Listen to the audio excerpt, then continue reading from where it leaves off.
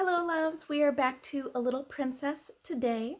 We are on Chapter 15. Chapter 15, The Magic. When Sarah had passed to the house next door, she had seen Ram Dass closing the shutters, and she caught a glimpse of this room also. "It's a long time since I saw a nice place from the inside," was the thought which crossed her mind. There was the usual bright fire glowing in the grate, and the Indian gentleman was sitting before it. His head was resting in his hand, and he looked as lonely and unhappy as ever. "Poor man," said Sarah, "I wonder what you are supposing." And this is what he was supposing at that very moment. Suppose, he was thinking, suppose, even if Carmichael traces the people to Moscow, the little girl they took from Madame Pascal's school in Paris is not the one we are in search of. Suppose she proves to be quite a different child. What steps shall I take next? When Sarah went into the house, she met Miss Minchin, who had come downstairs to scold the cook. "Where have you wasted your time?" she demanded. "You've been out for hours." "It was so wet and muddy," Sarah answered. "It was hard to walk because my shoes were so bad and I slipped about." "Make no excuses," said Miss Minchin, "and tell no falsehoods." Sarah went in to the cook. The cook had received a severe lecture, and was in a fearful temper as a result. She was only too rejoiced to have someone to vent her rage on, and Sarah was a convenience as usual. "Why didn't you stay all night?" she snapped.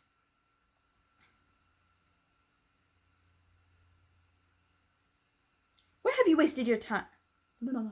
Can't speak with an English accent now. "Where have you wasted your time?" she demanded. "You've been away for hours." "It was so wet and muddy," Sarah answered. "It was hard to walk because my shoes were so bad and I slipped about." "Make no excuses," said Miss Minchin, "and tell no falsehoods." Sarah went in to the cook. The cook had received a severe lecture and was in a fearsome temper as a result. She was only too rejoiced to have someone to vent her rage on, and Sarah, as usual, was a convenience. "Why didn't you stay all night?" she snapped. Sarah laid her purchases on the table. "Here are the things," she said. The cook looked them over, grumbling. She was in a very savage humor indeed. "May I have something to eat?" Sarah asked rather faintly. "Tea's over and done with," was the answer. "Did you expect me to keep it hot for you?" Sarah stood silent for a second.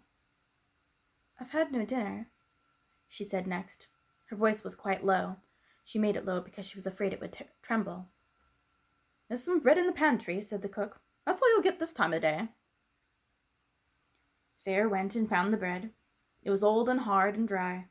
The cook was in too vicious a humor to give her anything to eat with it. It was always safe and easy to vent her spite on Sarah. Really, it was hard for the child to climb these 3 long flights of stairs that led to the attic. She often found them long and steep when she was tired, but tonight it seemed as if she would never reach the top. Several times she was obliged to stop and rest. When she reached the top landing, she was glad to see the glimmer of light coming from under her door. That meant that Ermengarde had managed to creep up to pay her a visit. There was some comfort in that. It was better to go into the room. When she reached the top landing, she was glad to see the glimmer of light coming from under her door. That meant that Ermengarde had managed to creep up to pay her a visit. There was some comfort in that. It was better than to go into the room alone and find it empty and desolate. The mere presence of plump, comfortable Ermengarde wrapped in a red shawl would warm it a little. Yes, there was Ermengarde when she opened the door. She was sitting in the middle of the bed, with her feet tucked safely under her.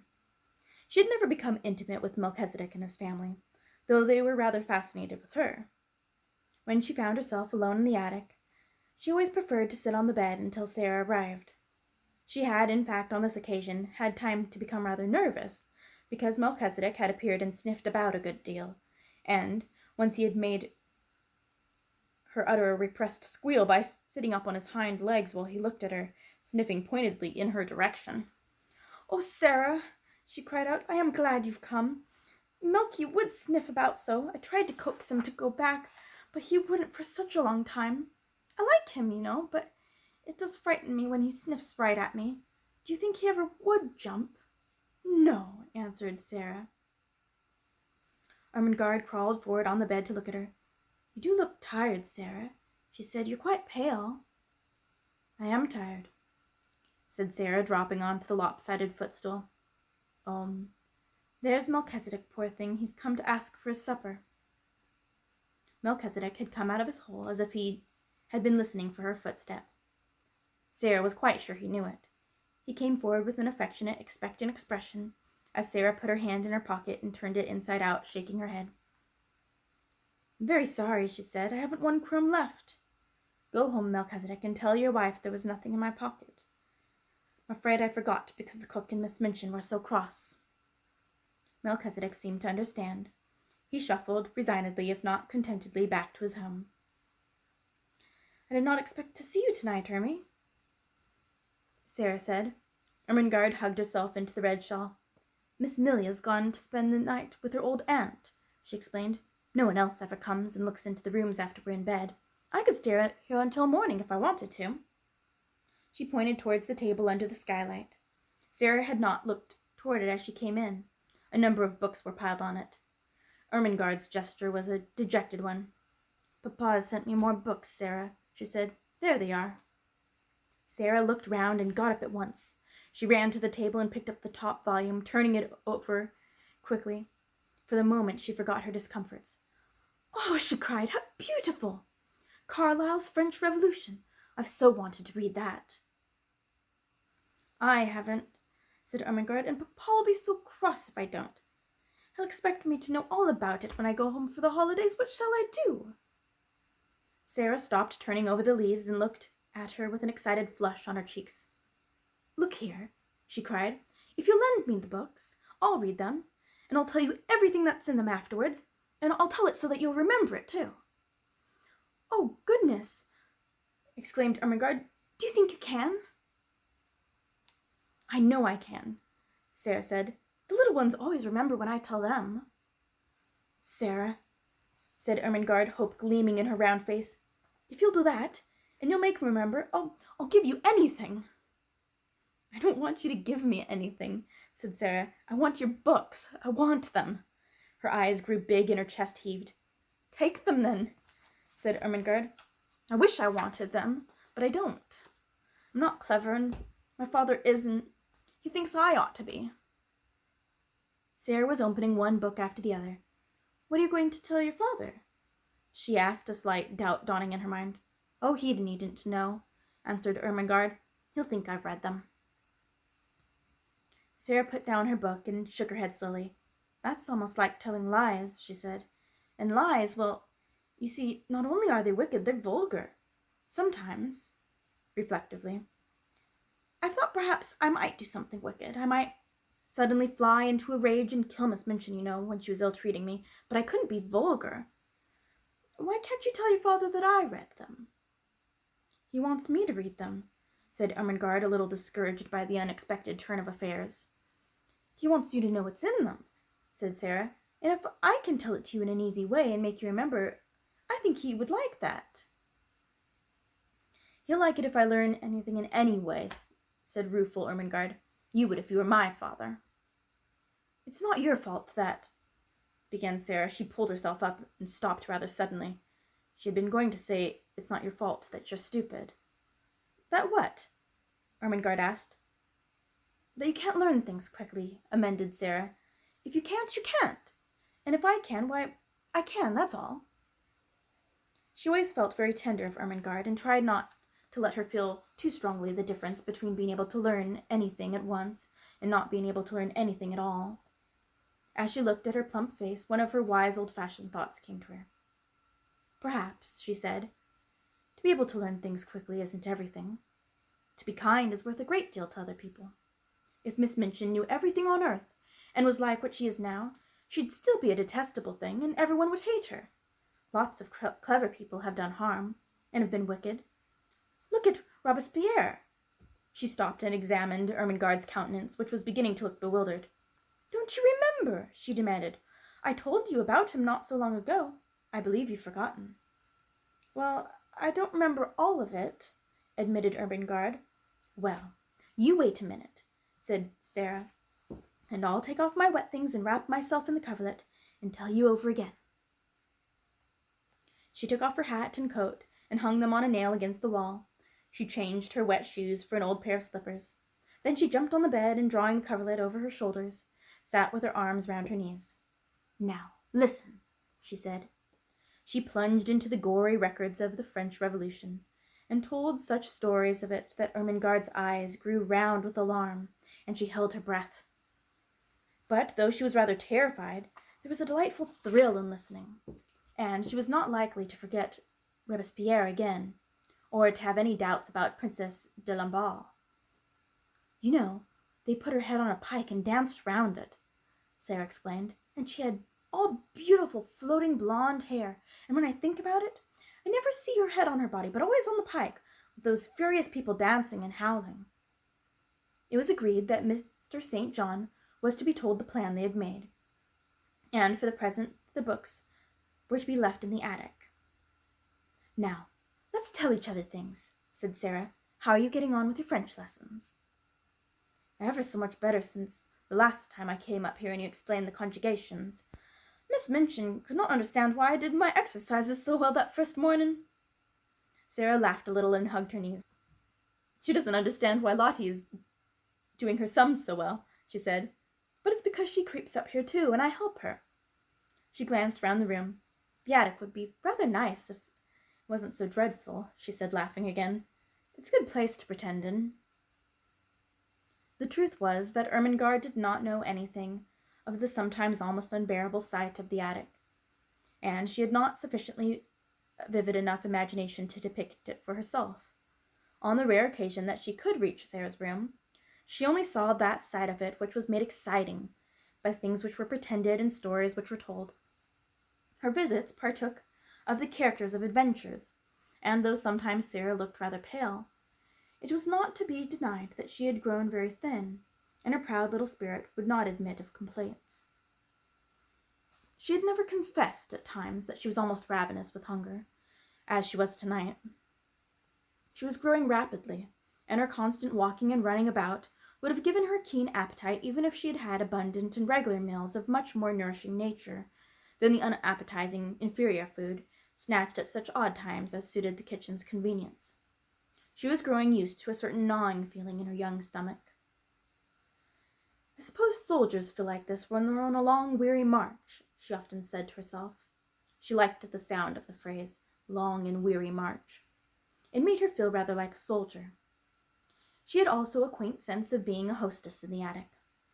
"If I lived in a castle," she argued, "and Ermengarde was the lady of another castle, and would come to see me, with knights and squires and vassals riding with her, and pennons flying. When I heard the clarions sounding outside the drawbridge, I should go down to receive her, and I should spread feasts in the banquet hall, and all the minstrels to sing and play and relate romances.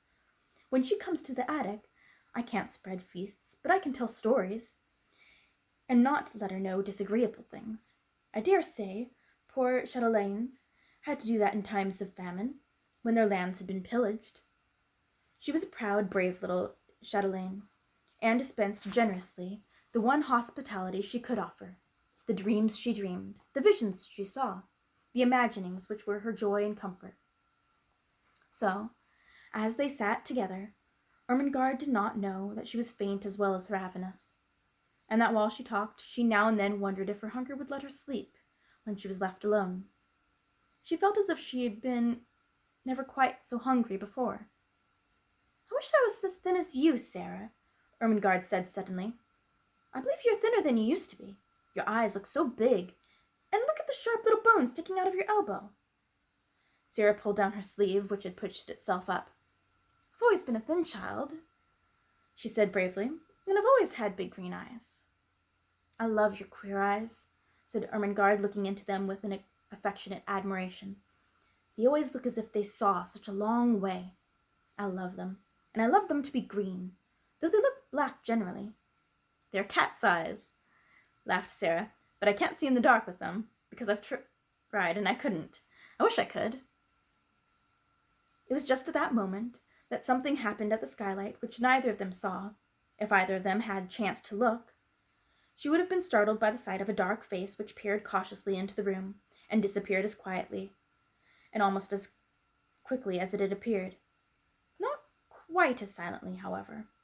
Sarah, who had keen ears, suddenly turned and looked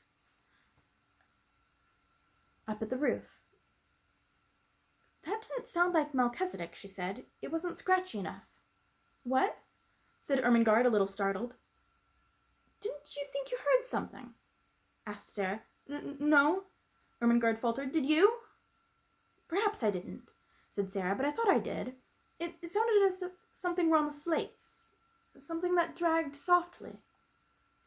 "What could it be?" said Ermengarde. Could it be robbers?" "No," Sarah said cheerfully. "There's nothing to steal." She broke off in the middle of her words.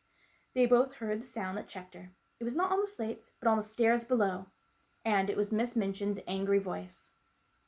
Sarah sprang off the bed and put out the candle. "She's scolding Becky," she whispered as she stood in the darkness.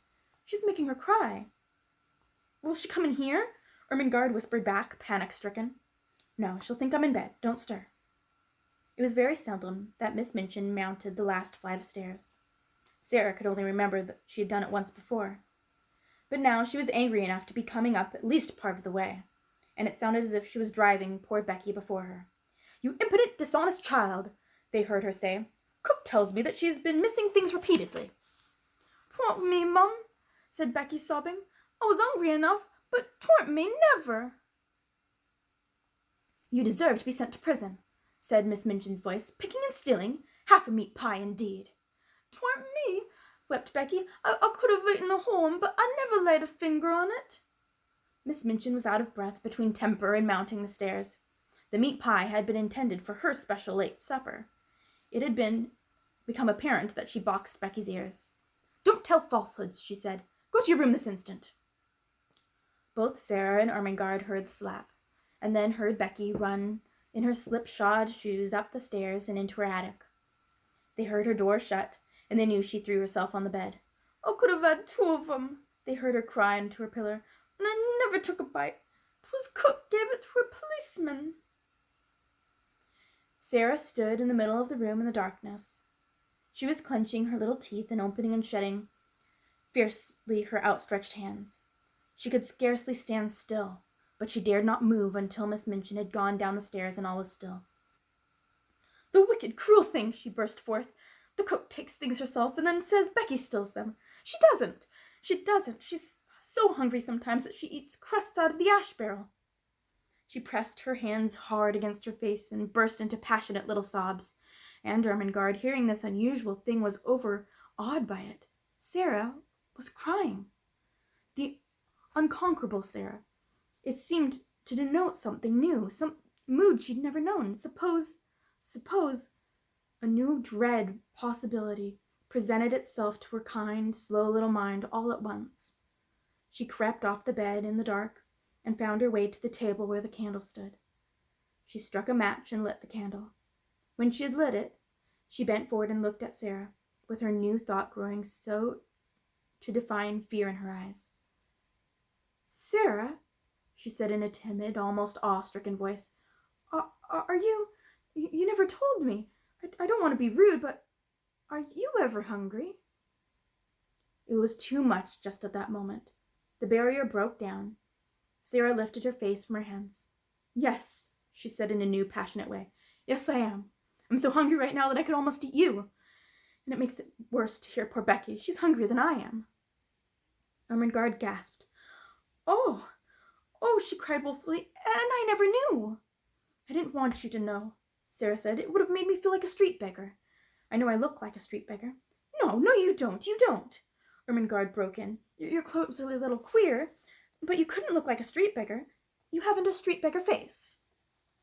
"A little boy gave me 6 pence for charity," said Sarah with a short little laugh in spite of herself. "Here it is." And she pulled out the thin ribbon from her neck. "He wouldn't have given me his Christmas 6 pence if I hadn't looked as if I needed it." Somehow the sight of the dear little 6 pence was good for both of them. It made them laugh a little, though they both had tears in their eyes. "Who was he?" asked Ermengarde, looking at it quite as if it could not be an ordinary silver 6 pence. "He was a darling little thing going to a party," said Sarah. "He's one of the large family, the little ones with the round leg. that I call Guy Clarence. I suppose his nursery was crammed with Christmas presents and hampers full of cakes and things, and he could see I hadn't had nothing. Ermengarde gave a little jump backward. The last sentences had recalled something to her troubled mind and gave her sudden inspiration. "Oh, Sarah," she cried, "what a silly thing I am to have not thought of it." "Of what?" "Something splendid," said Ermengarde in an excited hurry. "This very afternoon my nicest aunt sent me a box. It's full of good things. I never touched it. I had so much pudding at dinner, and I was so bothered about Papa's books." Her words began to tumble over each other. "It's got cake in it, and little meat pies, and jam tarts, and buns, and oranges, and red currant wine, and figs, and chocolate. I'll creep back to my room and get it this minute, and we'll eat it now." Sarah almost reeled. When one is faint with hunger, the mention of food has sometimes a curious effect. She clutched Ermengarde's arm. Do you think you could?" she ejaculated. "I know I could," answered Ermengarde, and she ran to the door, opened it softly, and put her head out into the darkness and listened. Then she went back to Sarah. "The lights are out. Everybody's in bed. I can creep, and no one will hear." It was so delightful that they caught each other's hands, and a sudden light sprang into Sarah's eyes. "Ermy," she said, Let's pretend it's a party. And, won't you invite the prisoner in the next cell?" Yes. Let's knock on the wall now. The jailer won't hear." Sarah went to the wall. Through it she could hear poor Becky crying more softly. She knocked 4 times. "That means, 'Come to me through the secret passage under the wall,'" she explained. "I have something to communicate." 5 knocks answered. "She's coming," she said. Almost immediately, the door of the attic opened and Becky appeared. Her eyes were red and her cap was sliding off, and when she caught sight of Ermengarde, she began to rub her face nervously with her apron. "Don't mind me a bit, Becky," said Ermengarde. "Miss Ermengarde has asked you to come in," said Sarah, "because she's going to bring a box of good things up here for us." Becky's cap almost fell off entirely. She broke in with such excitement. "To eat, miss," she said. "Things that's good to eat." "Yes," answered Sarah, "and we're going to pretend a party." "And you shall have as much as you want to eat," put in Ermengarde. "I'll go this minute." She was in such a haste that as she tiptoed out of the attic, she dropped her red shawl and did not know that it had fallen. No one saw it for a minute or so. Becky was too much overpowered by the good luck that had befallen her. Oh, miss, she gasped. "I know it was you that asked her to let me come. It makes me cry to think of it." And she went to Sarah's side and stood looking at her worshippingly. But in Sarah's hungry eyes, the old light had begun to glow and transform her world for her. Here in the attic, with the cold night outside, with the afternoon in the sloppy streets barely past, with the memory of the awful unfed look of the beggar child's eyes not yet faded, this simple, cheerful thing had happened like a thing of magic. She caught her breath. "Somehow, something always happens," she cried, "just before things get to the very worst. It's as if the magic did it. If I could only just remember that always, the worst thing never quite comes." She gave Becky a little cheerful shake. No, you mustn't cry," she said. "We must make haste and set the table." "Set the table, miss?" said Becky, gazing round the room. "What do we set it with?" Sarah looked round the attic too. "It doesn't seem to be much," she answered, half laughing. That moment she saw something and pounced upon it. It was Ermengarde's red shawl which lay upon the floor. "Here's the shawl," she cried. "I know she won't mind it. It will make a perfect, nice red tablecloth." She pulled the old table forward and threw the shawl over it. Red is a wonderfully kind and comfortable color. It began to make the room look furnished directly. "How nice a red rug would look on the floor," she exclaimed. "We must pretend there is one." Her eyes swept the bare floorboards with a swift glance of admiration. The rug was laid down already. How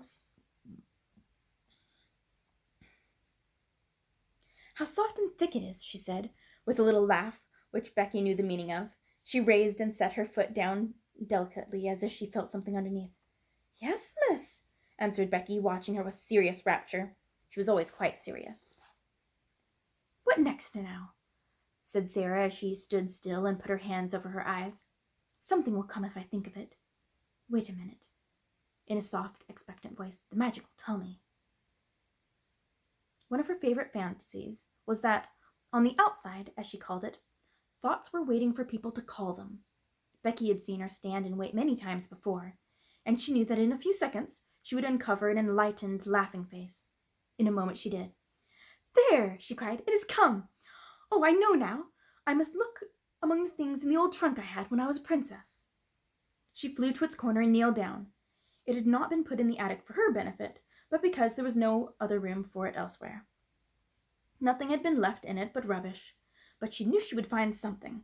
The magic always arranged that kind of thing in one way or another. In a corner lay a package so insignificant-looking that it had been overlooked, and when she herself had found it, she had kept it as a relic. It contained a dozen small white handkerchiefs. She seized them joyfully and ran to the table. She began to arrange them upon the red table cover, patting and coaxing them into shape, with the narrow lace edge curled up outward, her magic working its spell for her as she did it. "These are the plates," she said. "They are golden plates. These are richly embroidered napkins. Nuns worked on them in convents in Spain." "Did they, miss?" breathed Becky, her soul uplifted by the information. "You must pretend it," said Sarah. "If you pretend it enough, you'll see them." "Yes, miss," said Becky, and as Sarah returned to the trunk, she devoted herself to the effort of accomplishing an end much to be desired. Sarah turned suddenly to find her standing by the table, looking very queer indeed. She had shut her eyes and was twisting her face in strange convulsive contortions, her hands hanging stiffly clenched at her sides. She looked as if she was trying to lift some enormous weight. "What's the matter, Becky?" Sarah cried. "What are you doing?" Becky opened her eyes with a start. "I was pretending, miss," she answered, a little sheepishly. "I was trying to see it like you do. I almost did," with a hopeful grin, "but it takes a lot of strength." "Perhaps it does if you're not used to it," said Sarah with friendly sympathy. "But you don't know how easy it is when you've done it often. I wouldn't try so hard just at first. It'll come to you after a while. I'll just tell you what things are. Look at these." She held an old summer hat in her hand, which she had fished out of the bottom of the trunk. There was a wreath of flowers on it. She pulled the wreath off first. "These are garlands for the feast," she said grandly. "They fill the air with all perfume. There's a mug on the washstand, Becky. Oh, and bring the soap dish for a centerpiece." Becky handed them to her reverently. "What are they now, miss?" she inquired. "You'd think they was made of crockery, but I know they ain't." "This is a carven flagon," said Sarah, arranging tendrils of the wreath round the mug. "And this," bending tenderly over the soap dish and heaping it with roses, "is purest alabaster, encrusted with gems." She touched the things gently, a happy smile hovering above her lips, which made her look as if she were a creature in a dream. "My, ain't it lovely?" whispered Becky. "If we just had something for bonbon dishes," Sarah muttered. "There!" darting to the trunk again. "I remember I saw something this minute." There was only a bundle of wool wrapped in red and white tissue paper, but the tissue paper was soon twisted into the form of little dishes, and was combined with the remaining flowers to ornament the candlestick, which was to light the feast. Only the magic could have made it more than an old table covered with a red shawl and set with rubbish from a long unopened trunk. But Sarah drew back and gazed at it, seeing wonders. And Becky, after staring in delight, spoke with bated breath. "This here," she suggested with a glance round the attic, "is it the Bastille now, or has it turned into something different?" "Oh, yes, yes," said Sarah, "quite different. It's a banquet hall." "My eye, miss!" ejaculated Becky. "A blanket and all!" And she turned to view the splendors about her with odd bewilderment. "A banquet hall," said Sarah, "a vast chamber where feasts are given. It has a vaulted roof and a minstrel's gallery, and a huge chimney filled with blazing oaken logs. And it's brilliant with waxen tapers twinkling on either side." "My eye, miss!" gasped Becky again. Then the door was opened, and Ermengarde came in, rather staggering under the weight of the hamper. She started back with an exclamation of joy, to enter from the chill darkness outside and find oneself confronted by a totally unanticipated festival board, draped with red, ordained with white napery, and wreathed with flowers, was to feel the preparations were brilliant indeed. "Oh, Sarah," she cried out, "you are the cleverest girl I ever saw." "Isn't it nice?" said Sarah. "They are things out of my old trunk. I asked the magic, and it told me to go to look." "But oh, miss," cried Becky, "wait till she's told you what they are. They ain't just... Oh, miss, please tell her," appealing to Sarah. So Sarah told her, and because her magic helped her, she made her almost see it. The golden platters, the vaulted spaces, the blazing logs, the twinkling waxen tapers. As the things were taken out of the hamper, the frosted cakes, the fruits, the bonbons, and the wine, the feast became a splendid thing. "It's like a real party," cried Ermengarde. "It's like a queen's table," sighed Becky. Then Ermengarde had a sudden brilliant thought. "I'll tell you what, Sarah," she said. "Pretend you're a princess now, and this is a royal feast." "But it's your feast," said Sarah. "You must be the princess, and we will be your maids of honor." "Oh, I can't," said Ermengarde. "I'm too fat. And I don't know how. You be her." "Well, if you want me to," said Sarah. But suddenly she thought of something else and ran to the rusty gate. "There's a lot of rubbish and paper in here," she exclaimed. "If we light it, there'll be a bright blaze for a few moments, and we can feel as if it was a real fire." She struck a match and lighted it up with great special glow which illuminated the room. "By the time it stops blazing," Sarah said, "we shall forget about it not being real." She stood in the dancing glow and smiled. "Doesn't it look real?" she said. "Now we will begin the party." She led the way to the table. She waved her hand graciously to Ermengarde and Becky. She was in the midst of her dream. "Advance, fair damsels," she said in her happy, dreaming voice, "and be seated at the banquet hall. My noble father, the king, who is absent on a long journey, has commanded me to feast you." She turned her head slightly toward the corner of the room. "What ho, there, minstrels! Strike up your viols and bassoons. Princesses," she explained rapidly. "Princesses," she explained rapidly to Ermengarde and Becky, "always had minstrels to play at their feasts. Pretend there's a minstrel gallery up in the corner. Now we will begin." They had barely any time to take their pieces of cake into their hands, and not one of them had time to do more, when they all three sprang up to their feet and turned pale faces towards the door, listening and listening. Someone was coming up the stairs. There was no mistake about it. Each of them recognized the angry mounting tread and knew that it was the end of all things. "It's the missus!" choked Becky, dropping her piece of cake upon the floor. "Yes," said Sarah, her eyes growing shocked and large in her small white face. "Miss Minchin has found us out." Miss Minchin struck the door open with a blow of her hand. She was pale herself, but it was of rage. She looked from the frightened faces to the banquet table, from the banquet table to the last flicker of the burnt paper in the grate. I've been suspecting something of this sort," she exclaimed. "But I did not dream of the audacity. Lavinia was telling the truth." So they knew it was Lavinia who had somehow guessed their secret and betrayed them. Miss Minchin strode over to Becky and boxed her ears for a second time.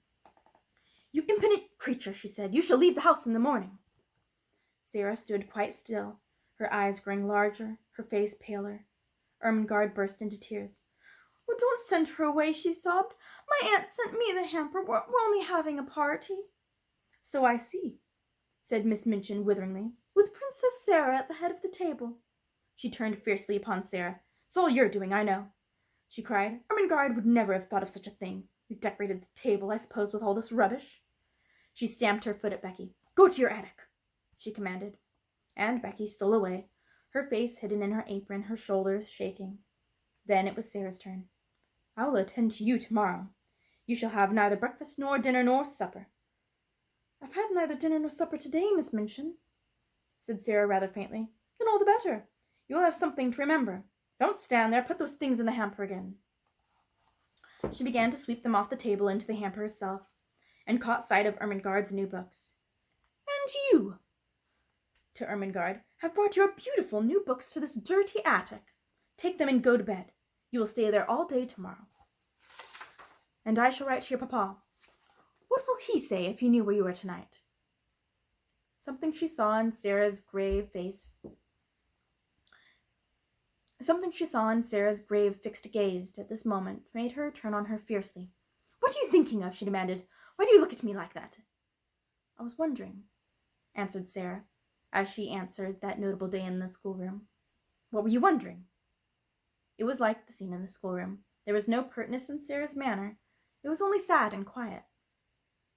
"I was wondering," she said in a low voice, "what my papa would say if he knew where I was tonight." Miss Minchin was infuriated, just as she had been before, and her anger expressed itself, as before, in an intemperate fashion. She flew at her and shook her. "You insolent, unmanageable child," she cried. "How dare you? How dare you?" She picked up the books and swept the rest of the feast back into the hamper in a jumbled heap, thrust it into Ermengarde's arms, and pushed her towards the door. "I will leave you to wonder," she said. "Go to bed this instant." And she shut the door behind herself and poor stumbling Ermengarde, and left Sarah standing alone in the darkness. The dream was quite at an end. The last spark had died out of the paper in the grate, and only left black tinder. The table was left bare. The golden plates and richly embroidered napkins and garlands were transformed again into old handkerchiefs, scraps of red and white paper, and discarded artificial flowers were scattered all over the floor. The minstrels in the minstrel gallery had stolen away, and the viols and bassoons were still. Emily was sitting with her back against the wall, staring very hard. Sarah saw her and went and picked her up with trembling hands. "There isn't any banquet left, Emily," she said. "And there isn't any princess. There's nothing left but the prisoners of the Bastille." And she sat down and hid her face. What would have happened if she had not hidden it just then, and if she had chanced to look up at the skylight at the wrong moment, I do not know. Perhaps the end of this chapter might have been quite different, because if she had glanced at the skylight, she would have certainly been startled by what she had seen. She would have seen exactly the same face pressed against the glass, peering in at her as it had peered in earlier in the evening when she had been talking to Ermengarde. But she did not look up. She sat with her little black head in her arms for some time. She always sat like that when she was trying to bear something in silence. Then she got up and slowly went to her bed. "I can't pretend anything else while I'm awake," she said. "There wouldn't be any use in trying. If I go to sleep, perhaps a dream will come and pretend for me." She suddenly felt so tired, perhaps through want of food, that she sat on the edge of the bed quite weakly. "Suppose there was a bright fire in the grate, with lots of little dancing flames," she murmured. "Suppose there was a comfortable chair before it. And suppose there was a small table near, with a little hot supper on it. And suppose," as she drew the thin coverings over her, "suppose this was a beautiful soft bed with fleecy blankets and large downy pillows. Suppose. And her very weariness was good for her eyes closed and she fell fast asleep. She did not know how long she slept, but she had been tired enough to sleep profoundly and deeply, too deeply and soundly to be disturbed by anything, even by the squeaks and scamperings of Melchizedek's entire family, if all his sons and daughters had chosen to come out of their hole and fight and tumble and play. When she awakened, it was rather suddenly, and she did not know that any particular thing had called her out of her sleep.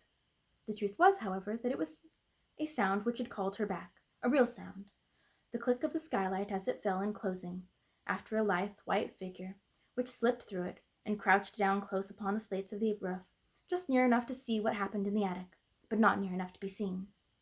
At first, she did not open her eyes. She felt too sleepy and, curiously enough, too warm and comfortable. She was so warm and comfortable indeed that she did not believe that she was awake. She was never as warm and cozy as this except in some lovely vision. "What a nice dream," she murmured. "I feel quite warm. I don't want to wake up." Of course it was a dream. She felt as if warm, delightful bedclothes were heaped on her. She could actually feel the blankets, and when she put her hand on it to touch it, something exactly like a satin-covered eider-down quilt, She must not awaken from this delight, but she must be quite still and make it last. But she could not. Even though she kept her eyes closed tightly, she could not. Something was forcing her to awaken, something in the room.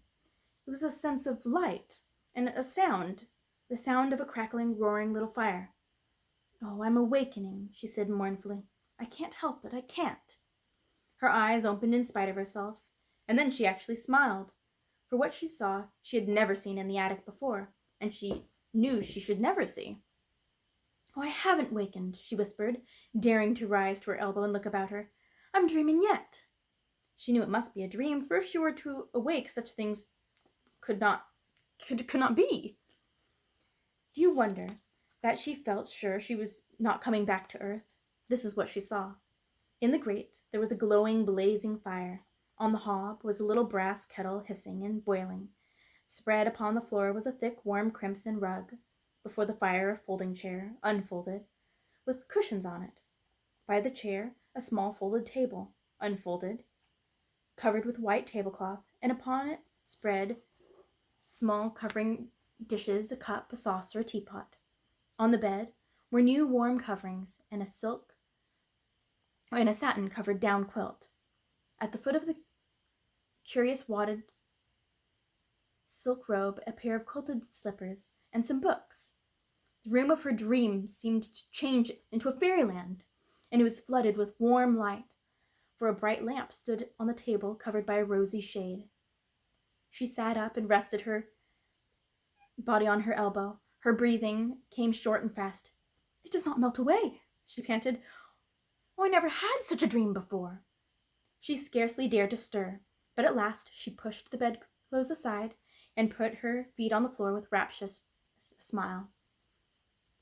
"I'm dreaming. I'm getting out of bed," she heard her own voice say, and then, as she stood in the midst of it all, turning slowly from side to side, "I'm dreaming. It stays. It's real. I'm dreaming. It feels real. It's bewitched, or I'm bewitched. I can only think to see it all." Her words began to hurry themselves. "If I can only keep on thinking it," she cried. I don't care. I don't care."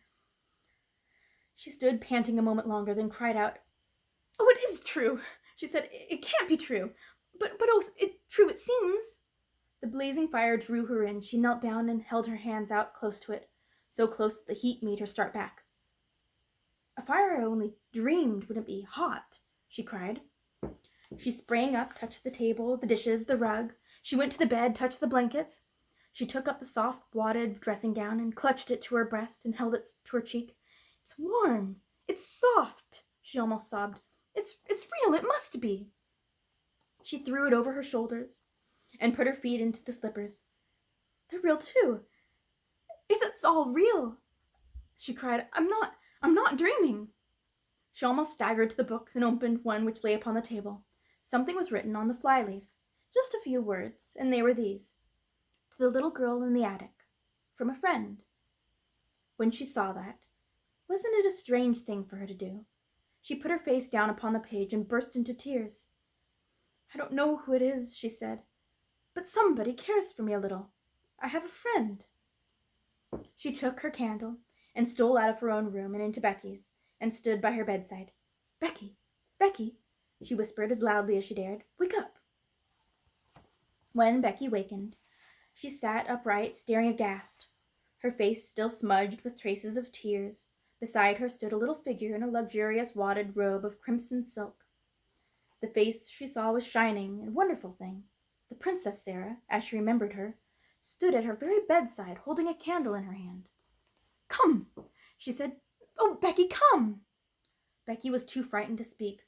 She simply got up and followed her, with her mouth and eyes wide open, and without a word. And when they crossed the threshold, Sarah shut the door gently and drew her into the warm, glowing mist of things, which made her brain reel and her hungry senses faint. "It's true," she cried. "It's true. I've touched them all. These are as real as we are. The magic's come and done it. Becky, while we were asleep, the magic that won't let those worst things ever quite happen." That is the end of chapter 15. I'll see you all again next time.